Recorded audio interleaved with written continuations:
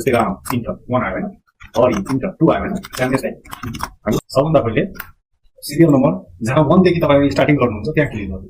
यहाँ क्लिक गरेर formula is equal to अनि सिक्वेन्स SEQUENCE सिक्वेन्स अनि bracket open count COUNTA count अनि त्यसपछि फेरि ब्राकेट ओपन अनि ब्राकेट ओपन गरिसकेपछि हामी फर्स्ट सेल जहाँ नाम हामी फर्स्ट लेख्छौँ त्यहाँ हामी क्लिक गर्छौँ। त्यसरी नेमको फर्स्टमा मैले क्लिक गरेँ होइन, क्लिक गरिसकेपछि अब यहाँ गइसकेपछि यस्तो आउँछ, कर्सर यस्तो चेन्ज हुन्छ अनि यस्तो चेन्ज भएपछि यसरी क्लिक गरेर यसलाई ड्र्याग गर्नु। ड्र्याग गरिसकेपछि अनि त्यसपछि ब्राकेट क्लोज गरिसकेपछि इन्टर अनि यसको आउँछ do want to accept this correction. यस्तो नआउनु पनि सक्छ, अफिस 2007 मा आउँदैन, यसमा आउँछ अनि यसमा यस गर्नु पर्छ।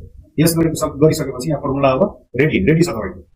अब यहाँ हामीले नाम लेख्नुहुन्छ, जस्तै राम इन्टर 1 आयो होइन, हरि इन्टर 2 आयो होइन। त्यहाँदेखि हामी च्यानललाई सब्सक्राइब गरिदिनु होला।